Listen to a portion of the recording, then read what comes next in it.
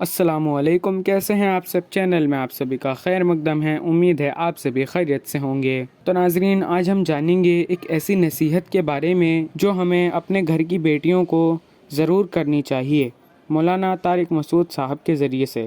تنحى يا حزن واهجر فؤادا توكل بجد بعزم فصيح زنا یہ کتے بلی کا کام ہے۔ اب نکاح کریں گے تو یہ ٹینشن ہے، اگر بالفرض انبن ہو گئی تو بیگم نے آپ کی ایسی کی تیسی کر دینی ہے، ایسی واٹ لگانی ہے کہ نسلیں یاد رکھیں گی۔ تو بھائی اب ایک ہی حل ہے آپ کے پاس، زنا کر نہیں سکتے، نکاح کرو تو پھر لبرل لڑکیوں سے اور سلیو لیس کپڑے پہن کے گھوم رہی ہیں اور اسٹائلش، جیسے آج کل فلمیں دیکھ دیکھ کے نا ہر ایک کو وہی چاہیے جو جس کو ایوارڈ مل رہا ہے حسن کا، اسی ٹائپ کی اسٹائلش قسم کی لڑکی چاہیے۔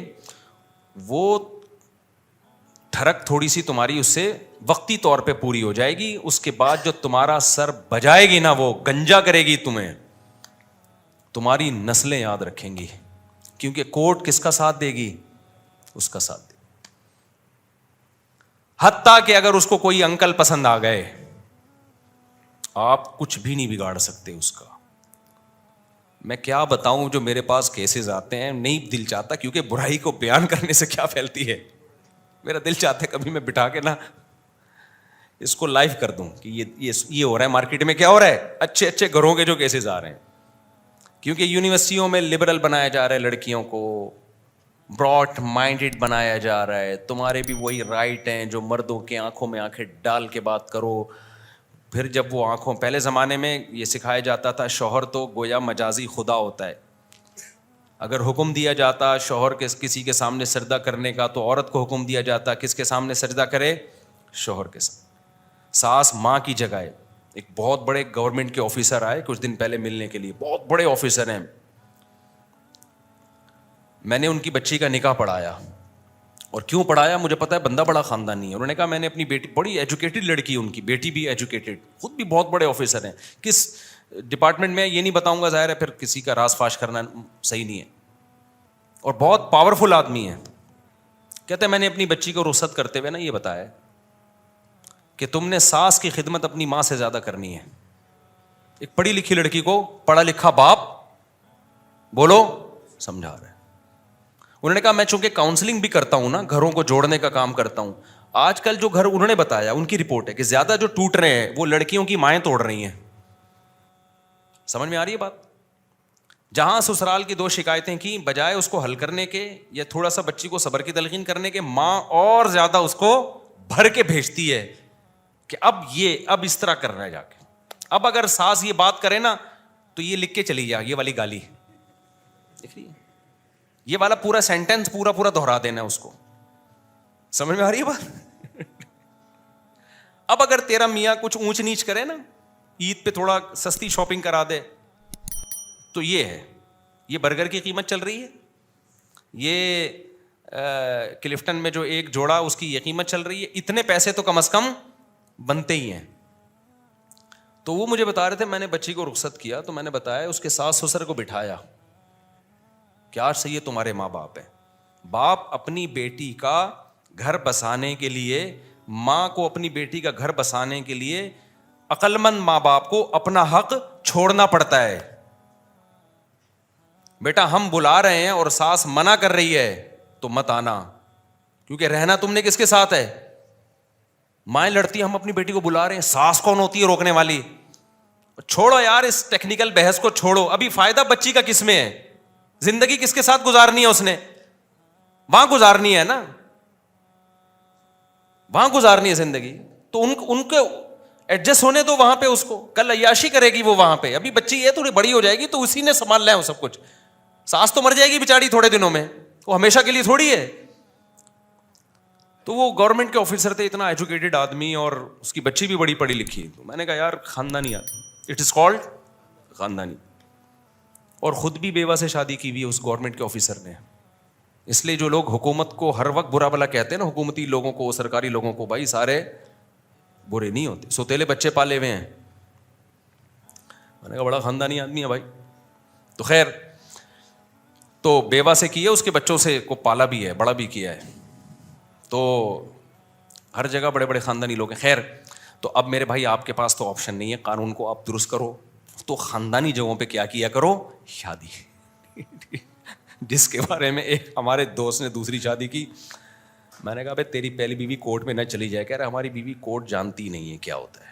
ہماری بیوی گھریلو عورت ہے, گھر میں رہتی ہے, ساس سسر کی خدمت کرتی ہے. ٹھیک ہے اس کو غصہ آیا ہے, لڑائی کی ہے اس نے, لیکن اس ایکسٹریم لیول پہ نہیں جائے گی, وہ گزارا کرے گی ہمارے ساتھ. میں نے کہا واہ سبحان اللہ. اور آپ نے شادی ہی جج سے کر لی, سپریم کورٹ کی جج صاحبہ سے آپ نے کر لی شادی. ہو سکتا ہے کامیاب ہو, لیکن اگر ذرا سی اونچ نیچ ہوئی نا.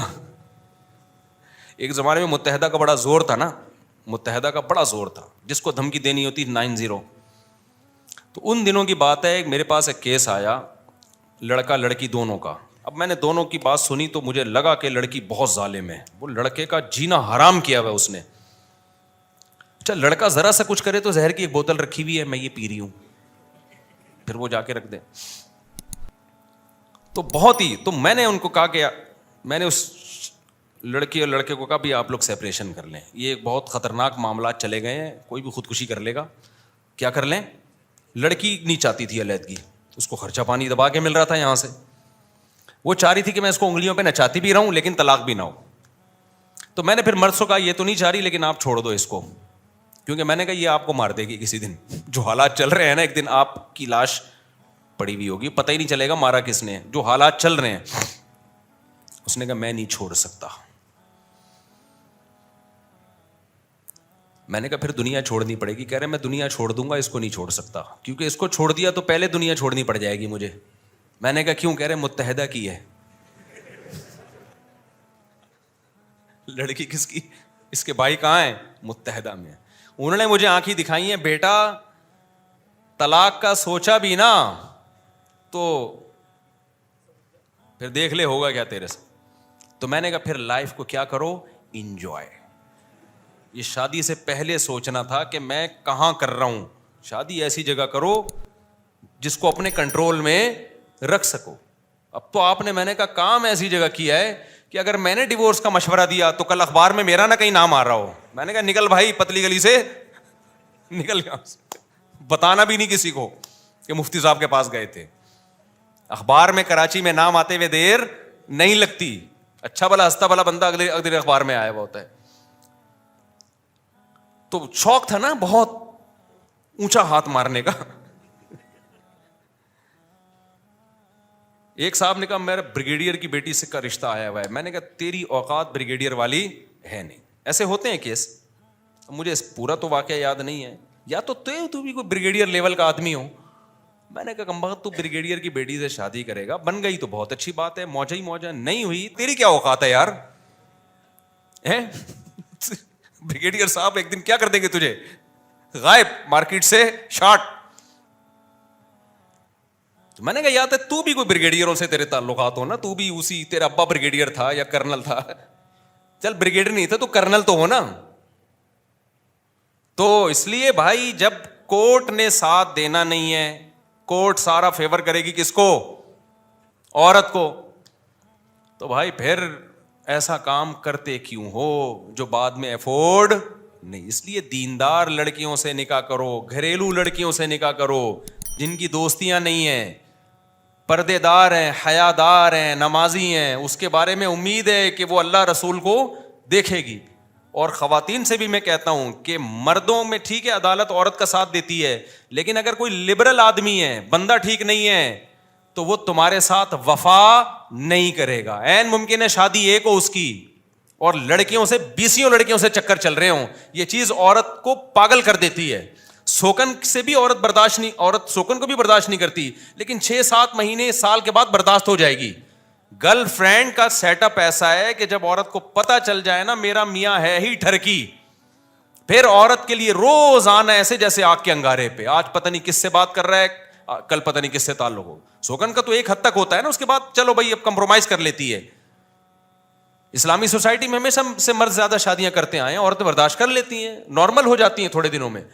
لیکن یہ جو گرل فرینڈ ہے نا اس میں نارمل نہیں ہوگی وہ, کیونکہ اس کی تو کوئی انتہا, کوئی خوبصورت لڑکی آئے گی, عورت کو اپنے شوہر کے بارے میں خطرہ ہوگا کہ یہ ٹھرکی اس کو دیکھ رہا ہے, یہ جا رہا ہوگا, وہ ہر وقت یہ خطرہ, آج رات 2 بجے دیر سے کیوں گھر آ رہا ہے, پتہ نہیں کہاں بیٹھا ہوا تھا یہ تو یہ زندگیاں برباد کر دیتی ہیں.